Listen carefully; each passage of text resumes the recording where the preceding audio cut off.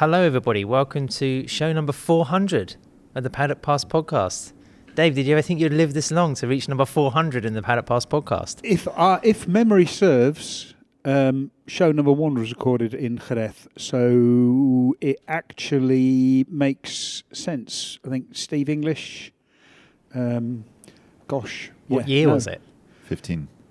Yeah, it would have been 15. Yeah. Hashtag 2015. Yeah. Had to get it in there. Exactly. Can't really have a podcast, especially not like one with a nice round number without mentioning 2015. Well, we're sitting here in the press conference room, which is now empty and stripped of all the fancy lighting and background that goes on here at the Grand Prix de España. I'm Adam Wheeler, as always, joined by Mr. David Emmett. A great pleasure. And Dave, I've been feeding off your energy, being back your first appearance at a Grand Prix this year. It's been quite marvellous having you sat next to me in the press room, I have to say. Are you sure? It has been very pleasant to be back in the press room. I have been, because I'm still sort of easing my way back in. So I've been rocking up sort of about halfway through Moto2. So, I have not been first into the track. This morning, though, I mean, we'll talk about sort of like crowd and things later on, but this morning I came in quite late after the MotoGP warm-up, and coming from the north, you come in through a separate road so that there's not much actual car traffic there, and then you come up to the roundabout just outside the circuit, and that's where basically they've taken all the motorcycles. So I was literally surrounded by hundreds, if not thousands, of motorcycles, and it was absolutely amazing. It was also terrifying because you're in a car and they are coming around left and right, and everyone's going very, very slowly, so it's all sort of like walking pace, but it's just sensational. The atmosphere is just sensational. So you're in the middle of a Mad Max movie. Were you jealous, or were you? Yes. Go to a motorbike race on a motorbike. It's something very, very special. Well, seeing the amount you carry, I still find it hard to believe you actually come to a MotoGP race on a motorcycle. Yeah, well, that's why I've got such big panniers. And the new voice of cynicism, the new level of cynicism on the Paddock Pass podcast. Hello, Neil. Hello. I mean, I'm among friends really in that department, I think. Yeah, in good company, that's for sure. Neil, I'm going to come straight to you. What was your grade for this fine Grand Prix? 10. A 10? Yeah, I'm giving it a 10. I said at the start of the season we have to be more realistic with the grades. I'm being realistic. We had a mental sprint race. It was Coco Bananas crazy. And we had a race for the ages today in MotoGP. We had lovely weather, fantastic venue, sold out, capacity crowd. What was not to love? It was MotoGP. It was MotoGP at its finest. And an interesting Moto2 race and a really tense Moto3 race. I really enjoyed Moto3. In fact, I was getting a lot of grief from the two of you from the fact that I actually enjoyed the Moto3 race. The fact that you're a massive hypocrite. Yeah, who was first in the press conference to ask a question? Not only was in the Moto3 press conference, he was actively engaging. I couldn't quite believe it. Well, yeah, but I mean, it was that felt like a proper race. That felt like a proper race. Let's cue up the Moto3 rant from Qatar last year and play it back to all our listeners. Yeah, we're getting a bike started behind us. We're recording this on Sunday evening, and the mechanics and the team's obviously still hard at work. We've got a busy day of testing. 10 a.m. till 6 p.m. tomorrow, 6, Dave? Yeah, and then 10 minutes of practice starts. Just quickly, who do you think's going to be busier this evening trying to get shit together for tomorrow?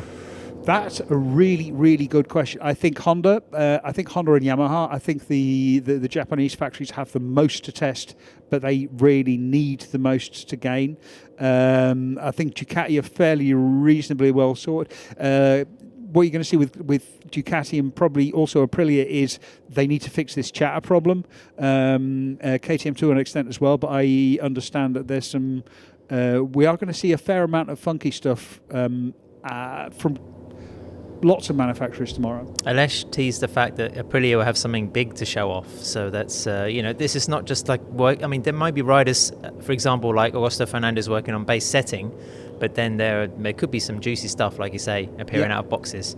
But Neil, I mean, you said you gave the Grand Prix a 10. you were very sort of effusive in your positivity, maybe because I called you a cynic. So I apologise for that and for making you, veer so heavily towards the other side. Dave, what was your grade for the Spanish Grand Prix? 9.5, just so I don't get any grief from you for giving it a 10. Well, wasn't it ruined by the weather? No, it was made... Not ruined, but... No, the weather added a little bit. I mean... it wasn't ruined. Ruined is the wrong word. Yeah, it was influenced. Yes, it was Stimulated. very heavily. Yeah, it was very heavily influenced. But that added an extra layer of excitement and interest in the things that are going on. Like the fact that we had, all of a sudden, we had tyre pressure penalties, a whole bunch of them, and we haven't had any so far. What was your grade, Ad? Well, I was going to say, Dave was getting all excited over horniness and wet patches in our note show yesterday. So I think now to start getting all, innuendo-ish is probably at the wrong time. I'm going to give it a good 8.5. I think... it was a record attendance, almost 300,000 people for the weekend. We're going to have to discuss this later on. Yeah, we have to take that with a pinch of salt. But a pinch? A bucket. Right, okay. But, there was that fantastic TV image, wasn't there, this morning at 6:30 a.m., of like turns 9, 10 and 11, that whole section in the dark. And already full of fans. I mean, that's just something part of Jerez, and we probably say it every year because it's just an identifiable mark of this particular Grand Prix. But Neil, you're on the money. It was another very memorable race. We've only had 4 so far this season, and it's already rivaling, goodness, the last one for the best Grand Prix we've seen so far this year. But it gives us a load of talking points, as if the sprint wasn't hectic enough yesterday. So, yeah, I'll give it an 8.5, but I just have this nagging feeling that we're going to get a bit more of this. We're going to get a bit more argy-bargy. That'll be easy. All Neil will have to do is give it 11 and then a 12 and a 57 out of 10 at some point. Not averse to turning it up to 11. Yeah, you're a Spinal Tap man. I can see it's just, part of your soul. So there we go. Guys, a reminder, of course, that we're very thankfully backed by Renthal.com. So if you have a street bike and you're after an accessory, you want to upgrade your ride in some way, then just head to Renthal.com because there's loads of options to check out and have a look at there. We've done our grades for the Grand Prix. Let's dip into our moments. I mean, what was the sort of the piece of action that stood out most? I'll go first on this one. I just loved the first lap and Bagnaia's braking attempt and passing 2 riders on the outside into turn 6, the Pedrosa corner. It was ballsy right at the beginning of the race, and it kind of set the template really for an absolutely astonishing performance from the world champion, making it 3 wins in a row, 4 in a row for the Ducati Lenovo team here at this circuit, and put him right back into the hunt for the championship when, after the sprint yesterday, we were wondering if his season was going to sort of topple off into some sort of wilderness for a while. So I think it was quite a distinctive moment. And even Jorge Martin was impressed. He couldn't believe that Pecco actually managed to get the bike stopped, because he did take both Martin and Bezzecchi sort of around the outside into dry sack, and that is an incredibly ballsy move. Just fantastic. Then from that point you knew, okay, Pecco is serious. Yeah, Martin's attempt to try and copy it didn't work too well, did it? So, Neil, your moment? Well, you mentioned Martin's attempt to copy it. That was my moment, because on Saturday we were rightly effusive in our praise of Jorge Martin about his measured approach this year, about how his bad days were 4th place in Austin and how he was always on the podium. It was a new him. He wasn't making mistakes, and he binned it, chucked it out of the lead, breaking down into turn 6 with Pecco hot in his heels. He did admit afterwards that he was trying to break Bagnaia at that point to try and pull away and establish a proper gap there. But yeah, he was at a complete loss to explain what just happened there. And it was quite worrying, really, because I think those are the worst types of crashes for riders to have, where they can't explain them. They don't really know what caused the incident.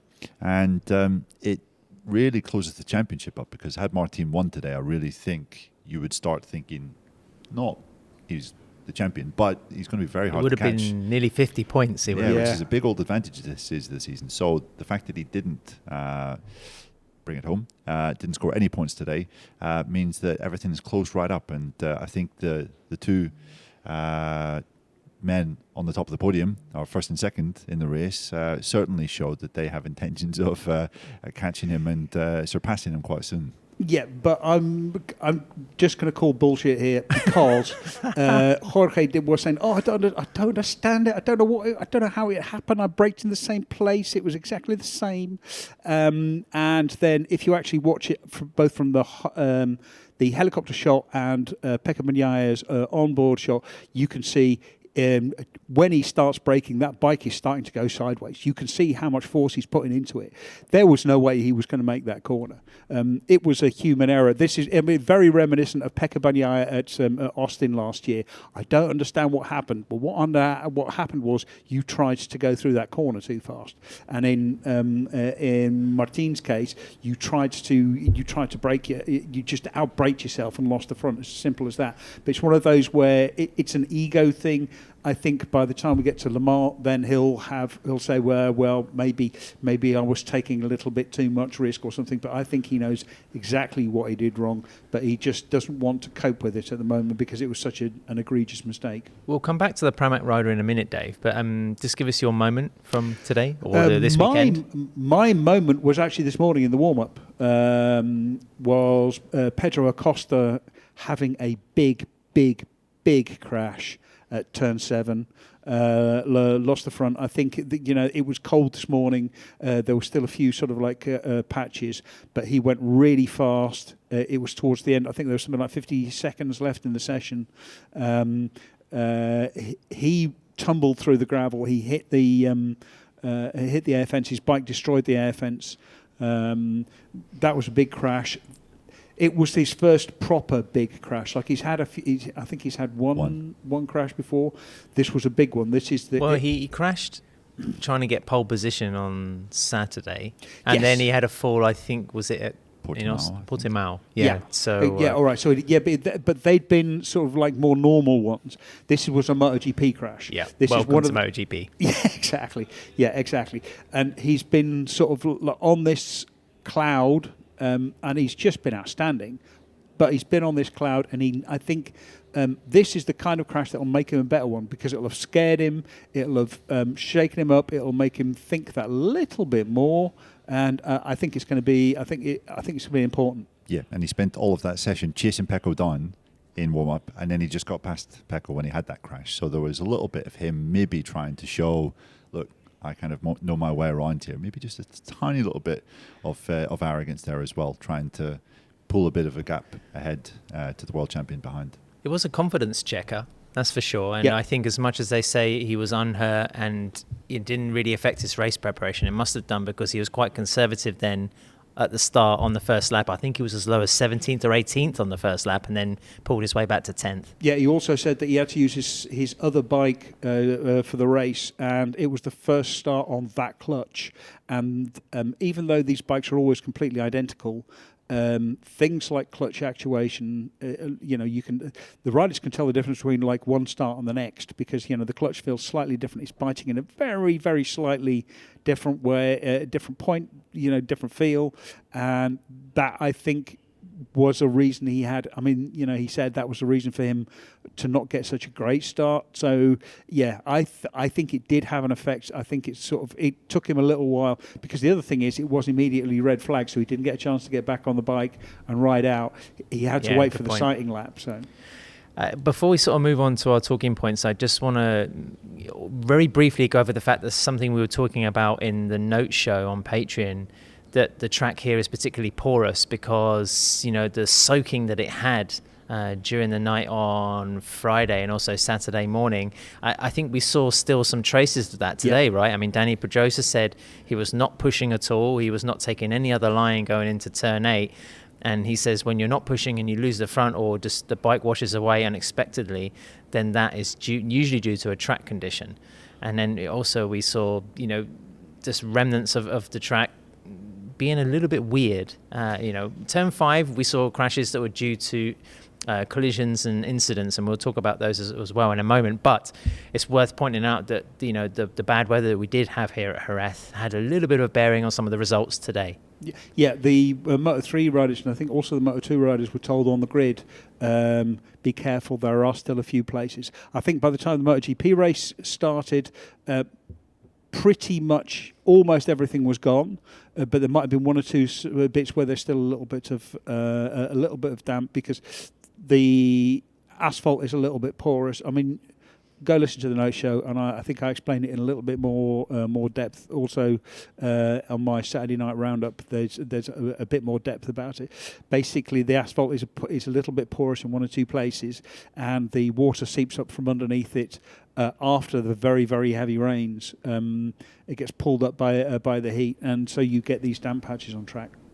Dave, you said in the show last week you'd like to see this Grand Prix at the end of the season. I mean, Neil, you were here working in the pandemic Grand Prix where it was like 40 degrees in May or so, well, June, sorry. July. Yeah. July. Was it July, was it? Okay, so midsummer, the worst possible time you want to be in Andalusia.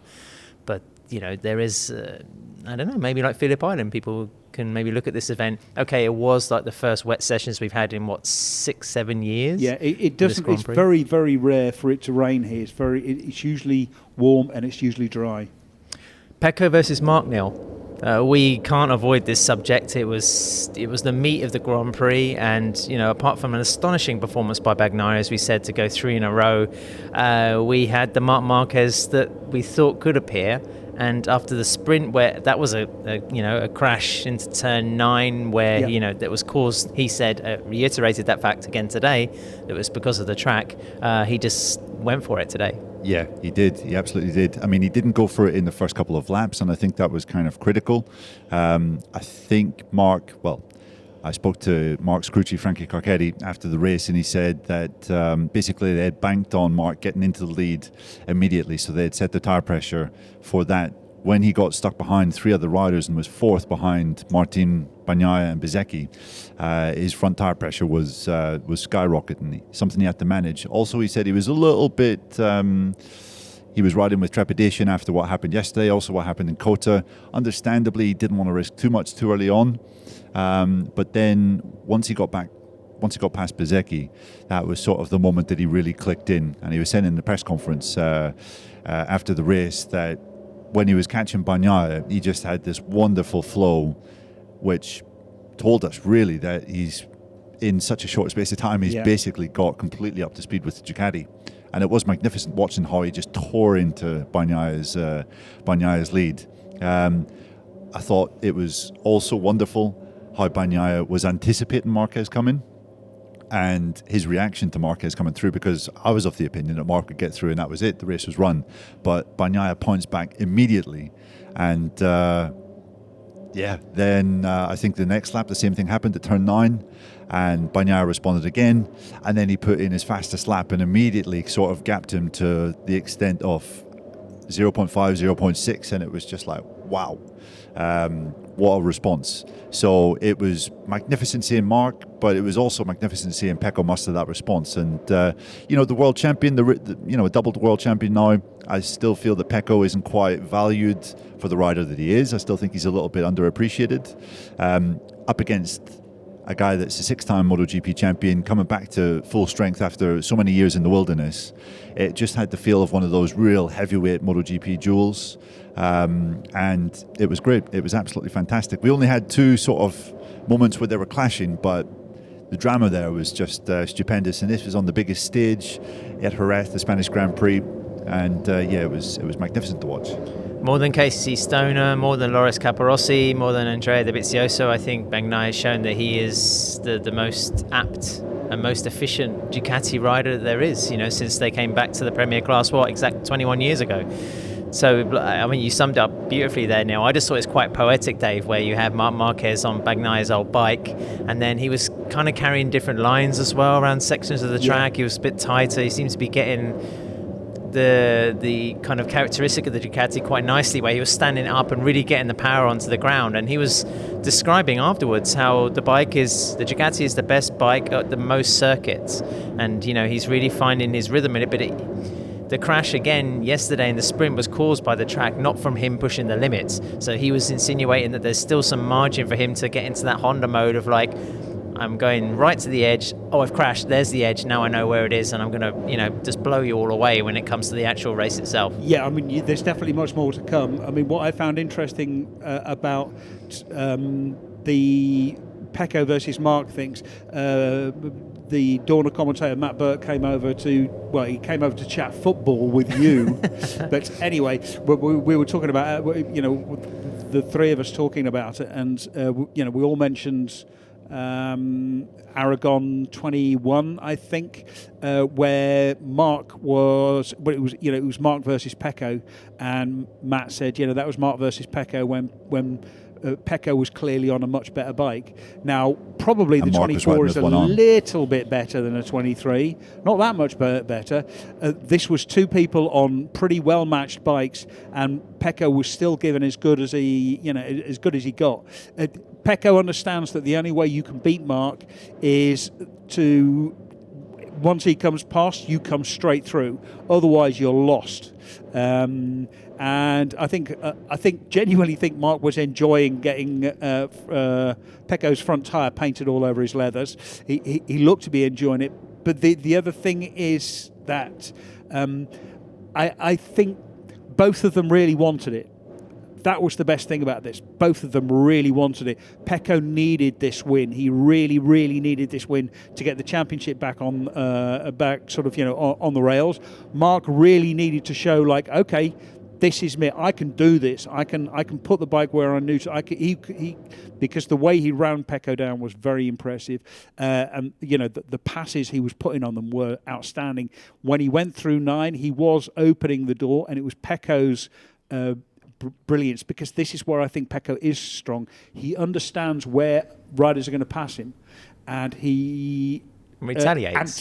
He anticipates. Right, okay, right, I know you're going to try there, but if you do that, then what I need to do is do that so I can come back. And that was what he did to Mark, and it was just outstanding. Yeah, I think this showed that once again, you see the best of Pecco when he's properly backed up against the wall.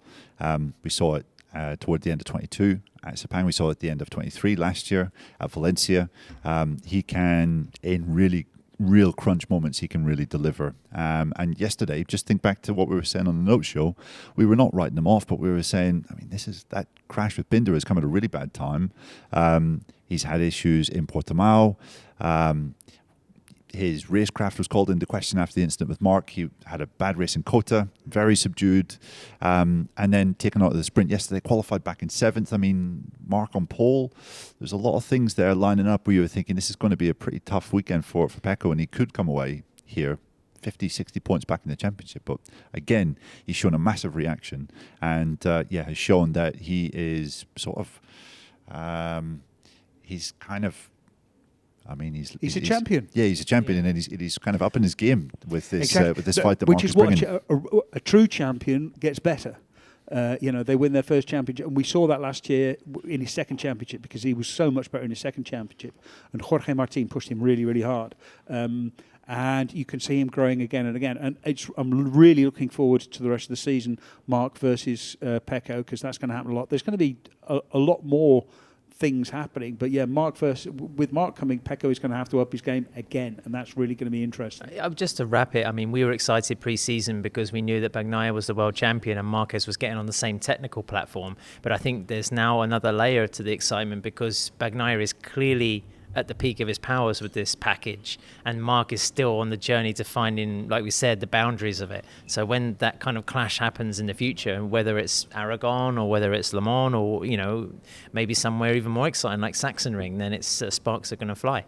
Yeah, absolutely. And just one other thing that Mark's crew chief Frankie Cracchetti said after the race, he was of the opinion that if Mark passed Pecco for the first time in the stadium section and held it, then he was home and dry. But the fact that Pecco got back in front meant that Mark's front tyre pressure went up again. He said it was very clear on the data looking at the front tyre pressure, and that obviously Pecco responded brilliantly, but Mark then had to sort of manage the front tyre pressure rocketing up, and that is why maybe he wasn't able to get close enough on the last lap to make a pass or try and attempt to pass. Obviously part of that was down to Bagnaia's brilliant response, but yeah, Carcetti was of the opinion the speed is there. It's just about managing the very finer details. And to be at that stage, just 4 rounds in, I think is very, very promising.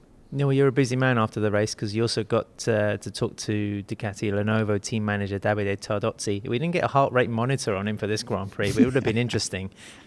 Some his facial expressions alone when they cut to him in the pit lanes, kind of interesting. So, here's what Davide had to say.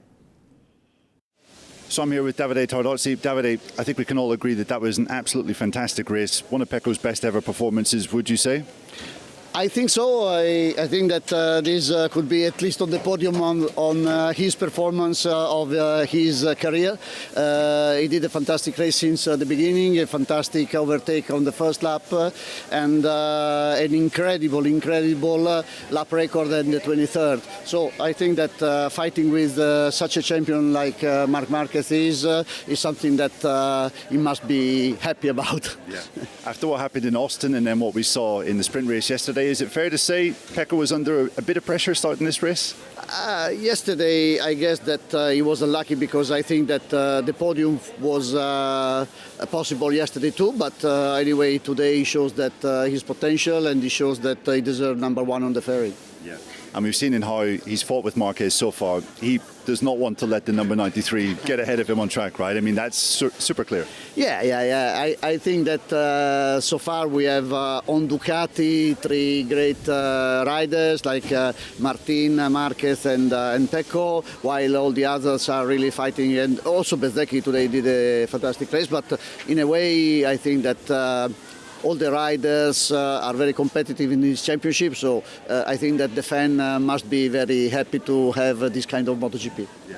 After 1 or 2 races where we saw Aprilia at the front, KTM at the front, this was another weekend where we saw Ducati just assert itself as the dominant force. Yeah. I think that also other brands are very competitive, and it will be the leitmotif of the championship to have one or the other brand dominating in one or other racetrack. So I think that mainly KTM and Aprilia are very, very competitive, and it will be some races where for us will be very difficult to beat them, and probably they will win. And just one final question, Davide. Obviously, some chatter issues have been a problem for the GP24 up until now. Pecco was talking about how you guys have worked tirelessly since Austin to try and find something. I mean, it seems that it's definitely been a bit better this weekend. It's not chatter, his vibration is slightly different, but anyway, the engineers after Austin was deeply concentrated and focused to try to solve the problem. I think that partially we have solved, but we'll see tomorrow. We will do some tests tomorrow towards the solution of this problem. Davide Tardozzi, thank you very much. Thank you. Nicely done there, Neil. Listen, let's move on to Jorge Martin. Well, let's move back to Jorge Martin and quickly scrub this one off, because you kind of touched on it earlier on. You know, we were saying he was looking very much in the mould of a champion to be, but then this was another sort of little blip like we saw in Indonesia last year, where, you know, he kind of snatched despair and disaster from the jaws of victory. What do we think, guys? I mean, Dave, you weren't particularly impressed with the explanation in the debrief. No. I mean, that was just rider bullshit. This is again, I think there's a big difference with Indonesia last year, for example. That was hubris. That was everything was going so perfectly that, you know, he just stopped. He thought that everything went, you know, sort of automatically, that he could do anything. This was not that. This was. Buddy Pecco's there. What is he doing there? I'm going to get rid of him. I want him off my tail. And he was very determined not to have Pecco come past him again at turn 6, and he was just braking later and later, and you can see you can literally see the bike move and twitch as he's braking for it. He was absolutely on the limit. You know, it's sort of like stepping out, and there's a twitch in the entire chassis, and then it just goes down. That was entirely rider error, and it was entirely pressure, I think. Yeah, I think another you were mentioning Indonesia being hubris. I mean, he was so much faster than everyone that particular weekend. I thought fair play to Jorge today, because he actually held his hands up and said that pace that Bagnaia was doing at the end of the race was amazing, incredible. I couldn't have lived that. So I think realistically, had he stayed on, the best he could have hoped for was a 3rd position. But then it's up to manage that. It's up to him to manage that situation and to understand, okay, maybe Pecco's obviously at that stage in the race, he didn't know just how strong Bagnaia was, but yeah, you have to try and manage these situations without going so far over the limits. So it was a big blow, just because it takes all that momentum from the preseason, from the first couple of races out of his sails, and I think now both Pecco and Mark smell blood, and they see, okay, you know what, he isn't the complete full championship animal now that we maybe thought he was back in Kota. The thing is as well, though, everyone's been a bit irregular so far at the start of the season. I mean, this was Marcus's first podium, since 2022, and he said it's been the worst start to a season for him in the Premier class in terms of results. Okay, we're not counting the sprints, where he's been on the podium twice in 4 rounds.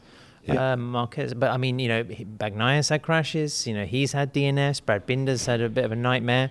So there's been, this kind of sporadic spread of results, and now Martin's jumped firmly into that pool. I mean, he did point out that he didn't leave this Grand Prix empty-handed. He had the 12 points from Saturday, so that was something.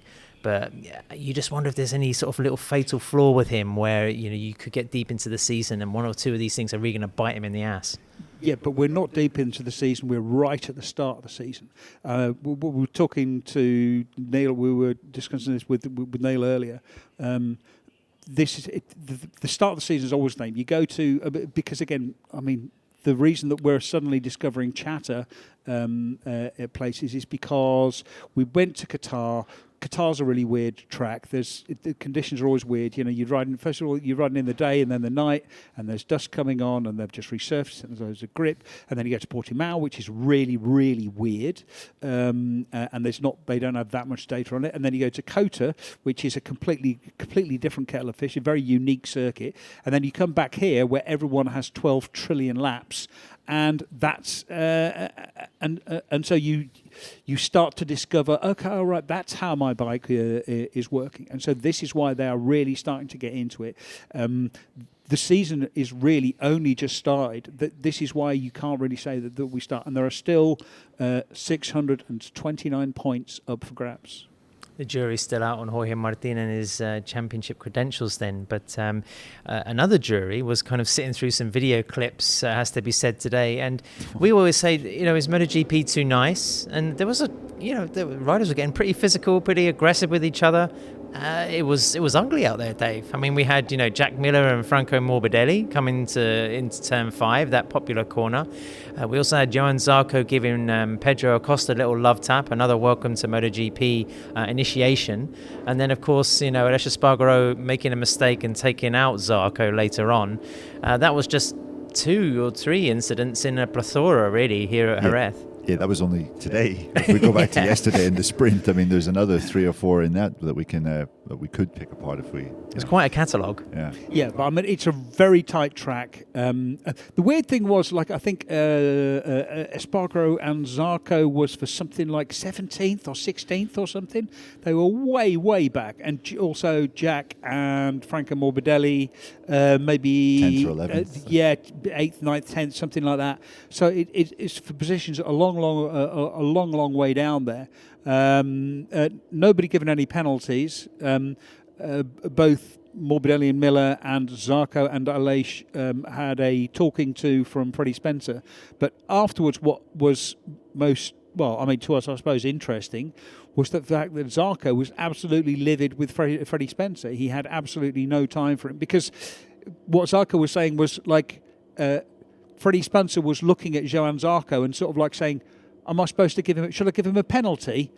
Pointing at Aleix Espargaro, and Zarco's going, it's not my job, it's your job to say that. To be fair, it could have been a rhetorical question. I mean, that's lost in translation, but I mean, like we say, Freddie Spencer's had a very busy weekend, Dave. But yeah, I mean, it's very weird because it was like that it's like that Spider-Man meme on Twitter, really, with lots of pointing going on in different directions at the same people. But yeah, Zarco was angry, wasn't he? I mean, he was. Yeah, and it's unlike him. He is generally a very level-headed sort of a place. He's not sort of, he's quite a unique and strange personality, but he's very, very level-headed.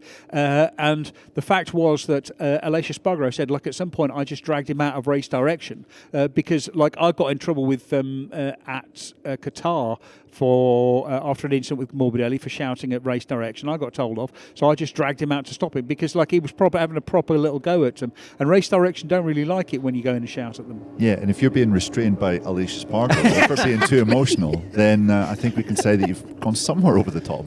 Well, I mean, regardless of who's to blame and who did what and whatever else, the big issue here is that there's inconsistency. because as Joan Mir, again, someone else who was very frustrated with the system, was pointing out on Saturday, penalties are being issued or sanctions are being dealt out, and they're not kind of either fitting the crime or, compared to previous incidents, they're inexplicable. Yes. The fundamental problem, I mean, there is a little bit more of clarity. Like, for example, I think the Mir incident yesterday was a little bit more explicable because it was Mir and Marquez. Marquez, yeah, exactly. Marquez didn't crash. He's, there was a collision. They came together. You can say it's a racing incident, or you can say there should have been something. But the comparison that Mir made was with the time that he crashed and knocked someone off track. Quartararo. Quartararo. Last year.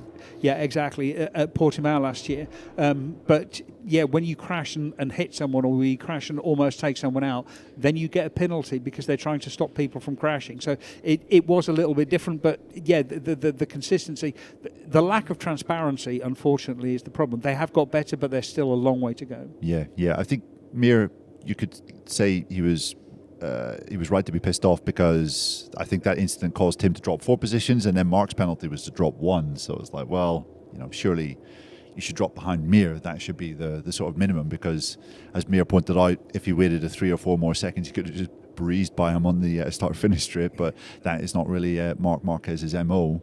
But I think one of the standout things from last year's race here at Jerez for the Spanish Grand Prix was some appalling stewarding decisions.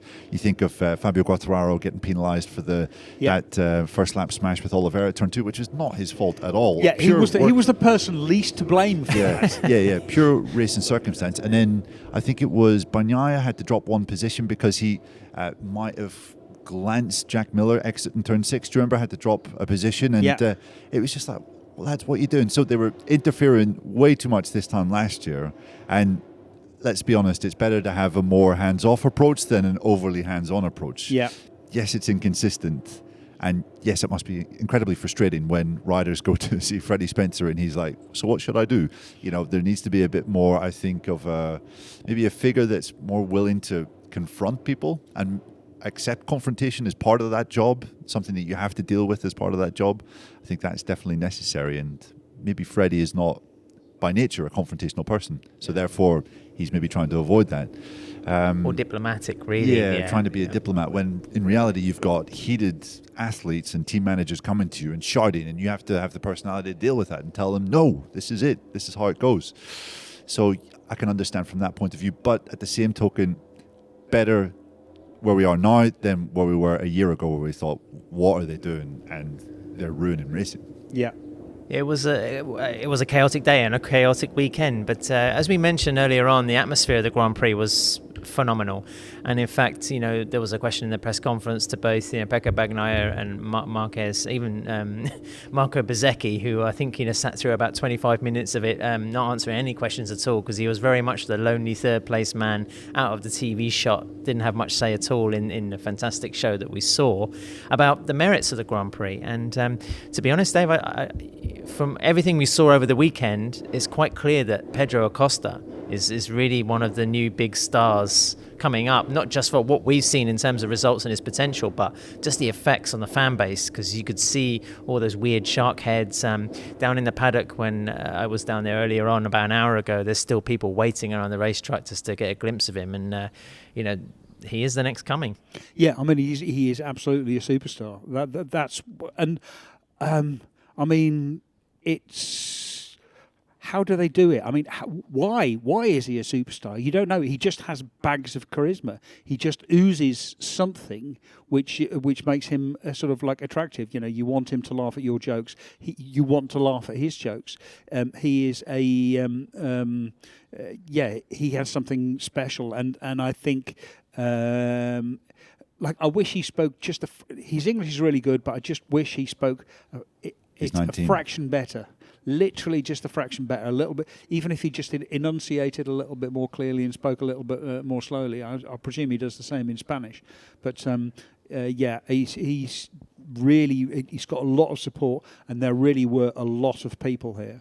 I thought it was really interesting watching the sprint podium yesterday on Saturday down at the stadium section. Jorge Martin had won the sprint race. Pedro was second. Everyone was chanting Pedro's name. Jorge was barely getting any reaction whatsoever. And when I went out this morning, I was speaking to a couple of Spanish journalists, and I was asking them about this, and they were sort of saying, well, Jorge just doesn't really have that sort of personality that grabs people. And they see him maybe as a little bit arrogant, a little bit cocky, and sometimes that can turn people off. He's one with a nice car, the nice watch, and stuff like that. Yeah, maybe a little bit like Jorge Lorenzo, because Lorenzo, when he was doing his World Championship winning, was never the most popular here. You have to kind of remember. Maybe it was in his later years that he gained that fame, but people were a bit turned off by some of his antics. I think in his pomp, racing wise, Pedro by contrast, just has that sort of Midas touch of saying something which makes you think like, oh yeah, that's actually really smart. And on Thursday, just to finish up what I'm saying here, on Thursday he was asked, how do you keep your feet on the ground after such success? And he said, I went back to Murcia. I hung out with a couple of fishermen.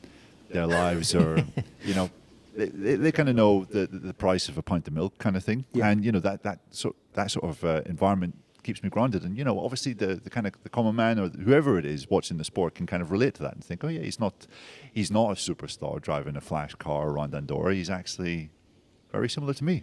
Yeah, but but being grounded is so incredibly important, because you see it with Marquez has won everything, made hundreds of millions, and then he would go home and his mum would give him shit, and his granddad would ask him what he thought he was doing, and would properly put him in his place, and that really kept his feet on the ground. The same to an extent with Valentino Rossi, even though I suppose towards the end of his career he started going off a little bit.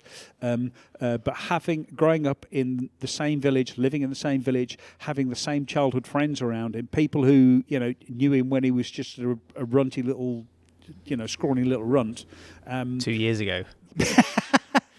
But yeah, I mean that grounds you, that gives you a sense of perspective, and it's very easy. I mean, I think a rider like Jorge Lorenzo, he never had a sense of perspective because his dad sort of brought him up to be a bit weird. So he was always going to end up being a bit weird. Yeah, and just Acosta's coming to MotoGP, maybe is reaching a new audience to a lot of MotoGP watchers, but in Spain, he's been a superstar since 2021. He's been arguably the biggest Spanish rider with the biggest following since 2001, with the exception of Marc Marquez. Yeah. Not just because of his antics in the junior classes, but because of his personality, because he's a bit loud, he's a bit cheeky, he's funny, and you see kind of clips on DAZN, the Spanish broadcaster, on their YouTube channel. Acosta's always getting the biggest amount of reaction apart from Marquez, and that was even going back to 2021 when he was just a 16-year-old. So kind of came naturally to him, I guess. But the fan base was much bigger here than compared to last year. I mean, MotoGP effect is big, right? I mean, he's been on El Hormiguero, the chat, one of the sort of chat shows here in Spain on primetime TV. The profile is on the way up. On the podcast, we've had his crew chief, Paul Travathan, a couple of times telling us about the Pedro effect. But I managed to catch up with Red Bull GASGAS Tech3 team manager Nico Goyon to explain a little bit about, how Acosta's been operating, how he's influenced the team from the inside stuff that we don't necessarily see, as well as a little bit about the technical spec of his RC16. So here are Nico's words. Nico, thank you for joining us on the podcast. It's good to talk to you about Pedro Acosta and the effect he's had on the team this year. First of all, I mean, your heart must have been in your mouth this morning, because that was a pretty scary crash into turn 7. I think, as you've said to the media already, not the best way to start the Spanish Grand Prix. Oh yeah, this is clear. Everything went quite good so far, but this crash due to wet patches all around the track had made it quite difficult for sure.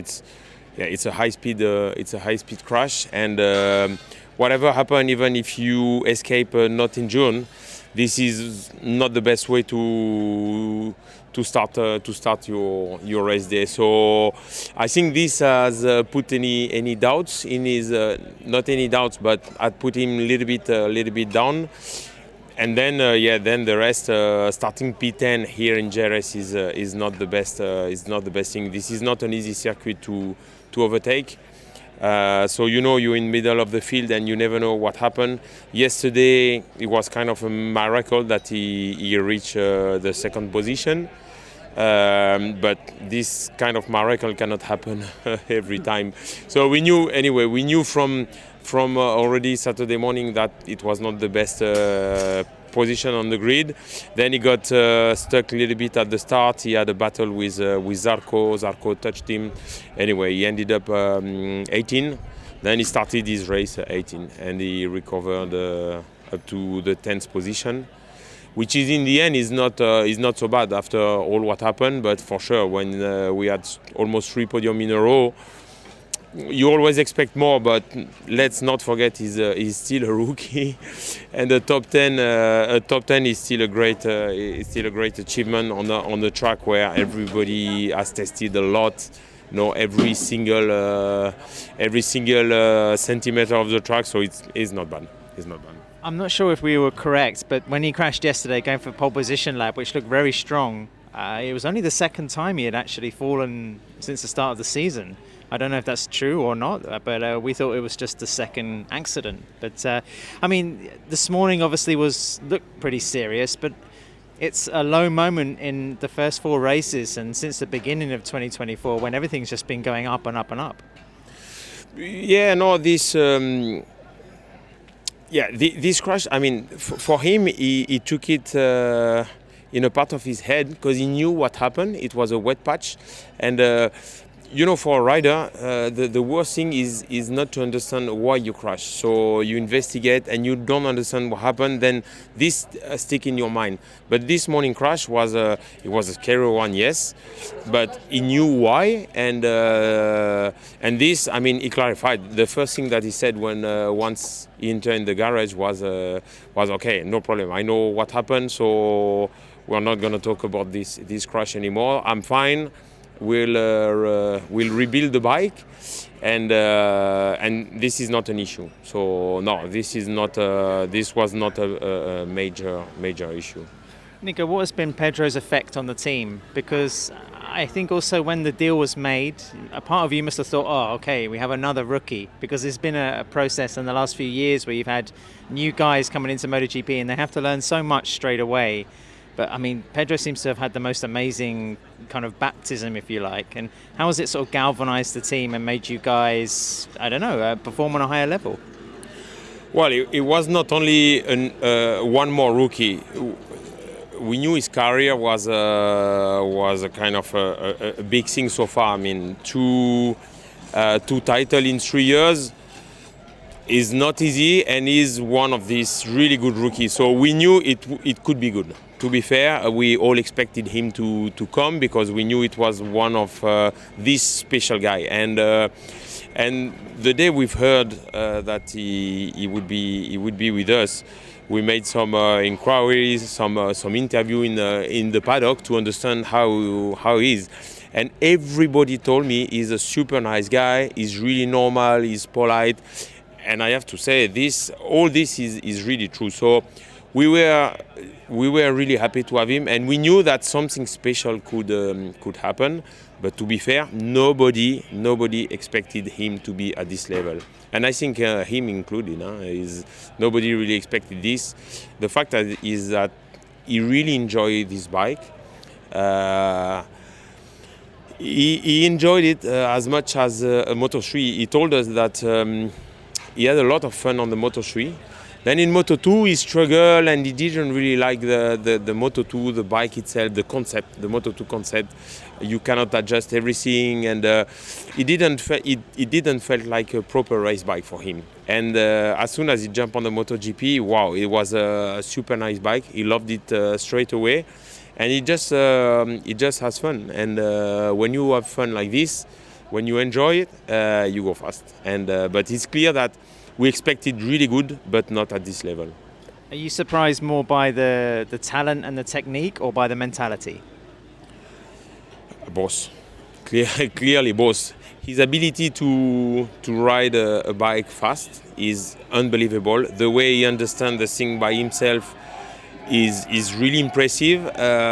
his comments are accurate, and he's talking like an experienced rider. Honestly, it's been 20 years I'm in this paddock, and I know what I mean. But really, when he talks, it's really like a very experienced rider. So this surprised us. And his personality, the way he is, the way he liked to build a team around him, the way he behaved to every single person in the team, not only the mechanics, but everyone, is just show how he has been educated and what's his real mentality. And he's a real good guy. He's a fast rider and he's a good guy. Is it a bit depressing also reaching a certain age yourself and seeing a 19-year-old be so good at something? I mean, we hate these kids, right, in some way? Well, no, we love him. Huh? As a human being, no, we love him. Being fast in this paddock, this is the target of every single rider. This is the target of every crew, every team.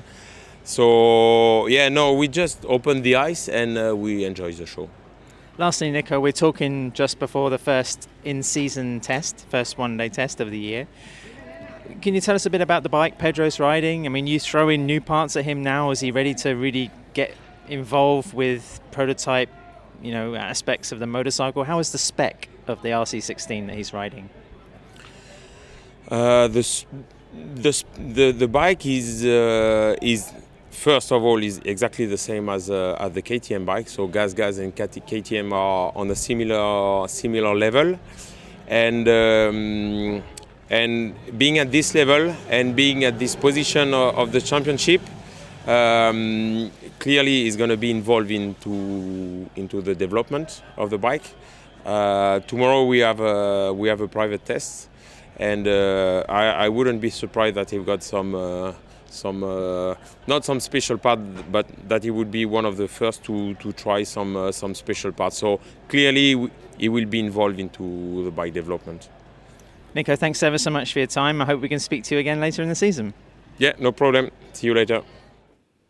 Guys, the same weekend was reaching the end of the AMA Supercross series. I can't actually remember where the race was. It might have been in Philadelphia. But Jet Lawrence is a real close contest going down to the wire there. And one of the big names you'll see in AMA Supercross is Fly Racing. And we're lucky enough to be backed by the same company here on the podcast. 25 years of Fly Racing. They have a fantastic off-road Formula S helmet. I wear it, actually not the S version, but the previous version. For ventilation, comfort, it's the best you can get. So check out Fly Racing for some fantastic apparel protection and riding gear for the road as well, not just off-road.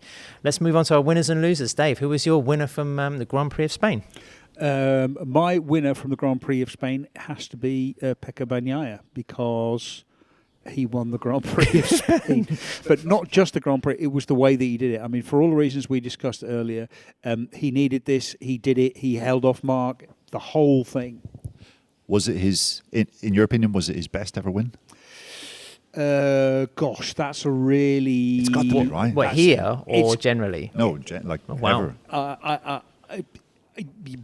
Top 2, 3 maybe, but perhaps definitely the most important win, because he needed this one. He needed to get his championship back on track. So yeah, absolutely. No, I disagree. I think 2022 in Sepang, when just the pressure was on and he really had to make that to head to Valencia with an easier job to win the championship. That was a big race.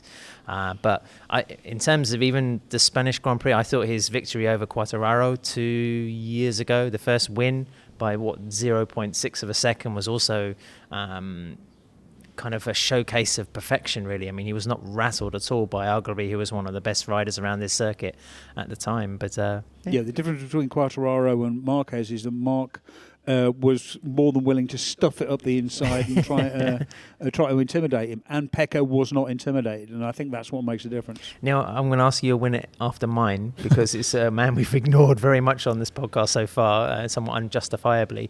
I'm going to choose a little series of winners. First, Miguel Oliveira, I think his best result so far on the new RSGP as part of the Trackhouse Racing team, was running as high as 6, I think, at one point. He Dave. was, yeah. So a really good race by the Portuguese. He hit the roll at the end. Yeah. and to take that result where there's probably the most intense speculation yet about his future and the future of the riders on that roster for 2025 was particularly affirming. And as always, Miguel and his dry sense of humor is a treat in the debriefs. Do not ask this man a silly question. That's all I will warn anybody who's wanting to get into MotoGP journalism. Cut me down to size a few times this weekend, and rightly so. Colin Vaya as well. Colin Vaya.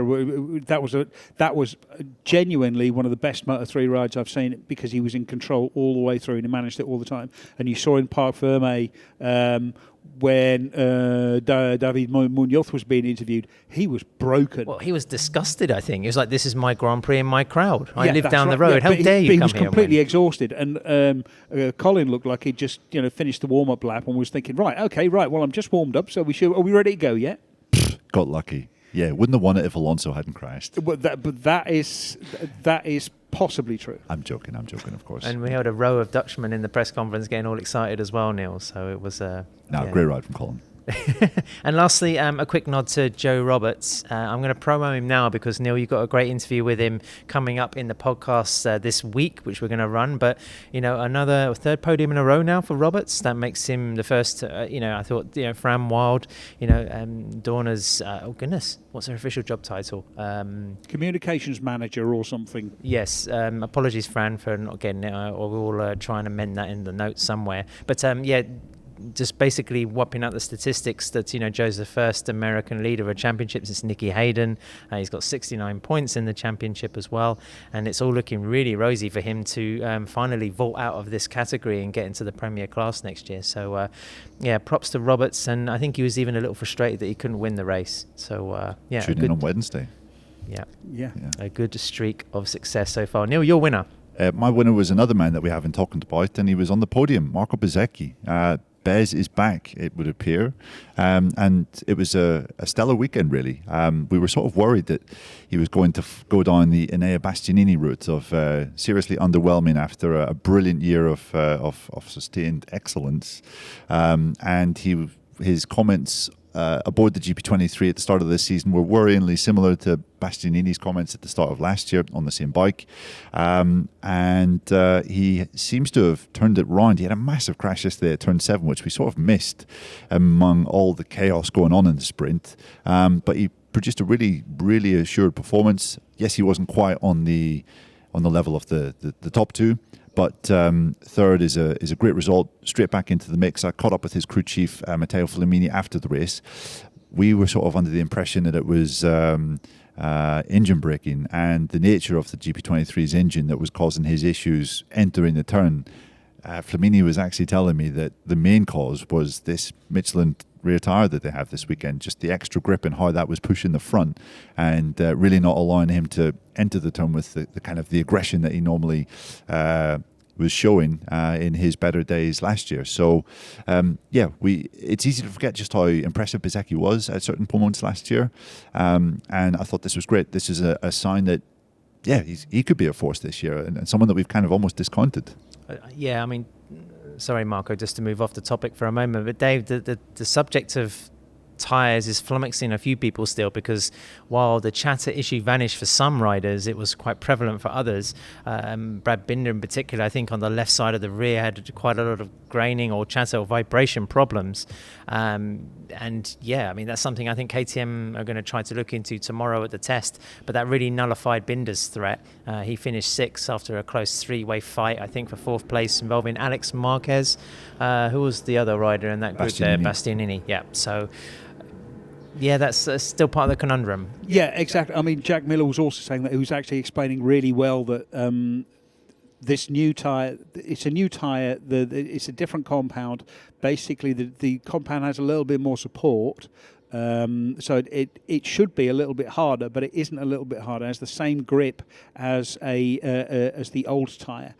So it's aimed to be more consistent. But what is happening is basically changing the way that it's changing the way the rear grips. So the bikes have been designed around the old tyre, and there's a world of difference between a front tyre is everything to a ride, absolutely everything. You change anything on the front tyre, it messes everything up. Rear tyres, there's a lot more tolerance, but the way that it is gripping and then releasing is sort of upsetting people. They're trying to find the way to get the tyre to allow it to slide smoothly and dig in. And what's happening is it's not sliding smoothly.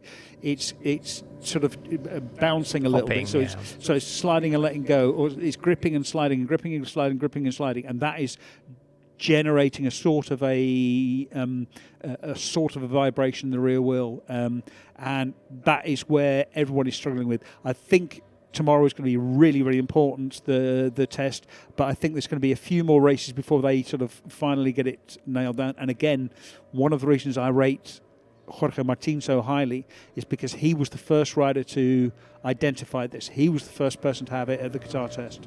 On to losers from Jerez. I'm going to go first, and not through ability or judgment, but more through circumstance. I'm going to nominate both Jack Miller and Fabio Quartararo, the two previous winners at this Grand Prix before Pecco Bagnaia started his run of success. Miller, we're talking about a catalogue of incidents of race direction, but it was a real catalogue of woe for the Australian. Everything from little glitches in the pit box, delaying his time in qualification, and then just being wiped out by Franco Morbidelli. A really miserable Grand Prix, and things not looking good for Jack. He said in his debrief that he must have walked under a ladder or run over a black cat or something, because it's he probably ran over a black cat while driving underneath a ladder. And Neil, I mean, you said, Jack, have you ever been at this base point in your career? And he said, well, actually, there's been quite a few low moments. So it's Miller's having to go into the rut again and pull himself out, and I'm pretty sure he will, because he was second. He looked on it in warm up. He was like second fastest, and evidently the speed is there, but he's still not quite at that peak level of the KTM. And then Fabio Quartararo, after that resurgence yesterday in the sprint, didn't get the start, just running outside the top 15, and just looked like a repeat of the dire Yamaha situation we've seen so far this year. Neil? Yes, so bad that the bike was so nervous and so kind of twitchy and aggressive. He was having to manhandle it. It gave him arm pump, and that's never a good sign. Something that Alex Rins was also experiencing. Yeah, exactly. This is the trouble when the bikes are difficult to ride. When things are not going smoothly, you're grabbing hold of it, you're being really stiff on the bike, and you're putting a lot of force into it, and then that's when you start to get arm pump. It's a lot more tiring. Aleix Espargaro was my loser. You mentioned it earlier, crashed out of 16th place, he was 17th. He was trying to pass Johan Zarco. Just the fact that he was that far down was crazy. On Friday, it was one of those Fridays where everything was brilliant. He said he was faster than anyone else on the medium rear tyre, and that the potential was excellent. But Aprilia kind of got their strategy wrong in qualifying. Aleix didn't get a good start, mired in the pack, and one of those weekends that we saw last year where Aprilia go from world beaters to no hopers in the space of one race weekend. That kind of consistency doesn't make you challenge for championships, and it's difficult for Espargaro because he's obviously riding at this moment trying to decide whether he continues next year or not. And I think performances like this are going to see him veer on the side of retirement, which is bad for him, obviously. So, I thought it was a pretty miserable weekend overall. Yeah, situations like this as well is what we feared and what we were questioning about Maverick Vinales as well for the championship. And Maverick evidently had the speed again this weekend, but starts and race situations just didn't play into his hands. I still think it was better than what we saw last year at the low moments, but it was 9th place for Maverick today, behind Miguel Oliveira. Yeah. That was not Maverick, really... the random number generator again. Who was your loser, Dave? My loser, I did almost pick Maverick just to wind you up, Ad. But very, very my loser has to be Luca Marini because he finished behind Stefan Bradl. Now, last year there were some KTM riders who finished behind Dani Pedrosa, but Dani Pedrosa is really good. And Stefan Bradl is a very good test rider, but he is just nowhere near as competitive as Dani Pedrosa. So for Luca Marini to finish the race behind, the fact that he didn't come up for his debrief after the race because he was in an important technical meeting is also not really encouraging, and he has just looked completely lost really, and I'm starting to think if he's spending sort of his weekdays just counting his money and trying not to think of the misery of every race weekend. That was almost like a protest result, wasn't it? It was like, the bike's so shit, I'm going to finish behind, the one that's barely raced, or hasn't raced, that's still in development. But also, I wonder if we might be ending for some sort of Johan Zarco KTM situation where, Marini says my career is more important for me, and yeah, but where does he go? But then, exactly, Marini doesn't have the credit that Zarco did at that point in time. Like we were still remembering the Zarco who'd been outstanding on the Tech3 Yamaha, and so when he got halfway through his first KTM season, he still had a lot of credit. Now Luca Marini is a very good rider, but he hasn't shown the kind of promise and talent and potential that we thought Zarco had. Exactly. Yeah. Plus, he's a more considered figure. He's more level-headed than Zarco, and he's not pissing everyone off like Zarco was in KTM in 2019. Yeah. So, I don't think it's going to happen like that. Well, guys, that's pretty much it from Sunday in the evening here at Jerez. Dave, we're covering the test tomorrow. So, guys, if you're a Patreon subscriber, watch out for that one. We'll try and do it or wrap up. We'll also mention it in the Wednesday show that we hope to record, of course, midweek and get it published as well, where we'll tackle a few other subjects. We've asked you for your questions. So, there's anything from the Grand Prix here in Spain that you want to know, then just send it through to us. We also attended quite an interesting roundtable between KTM and Mobile One. About sort of their lubricants and the development of fuels and stuff, and there were some interesting things in there, so we'll chat about that as well in the podcast. Lubricants are a lot more interesting than you think. Yes, especially when you combine them with horniness and wet patches. So there we go. Your mind out of the gutter. And of course, as we mentioned, we got Neil's cool interview with Joe Roberts. So thanks ever so much for listening in, everybody. Thank you to Renthal, to Fly Racing, and of course to KTM, big backers on the podcast. We couldn't do it without their support. We'll be back during the week.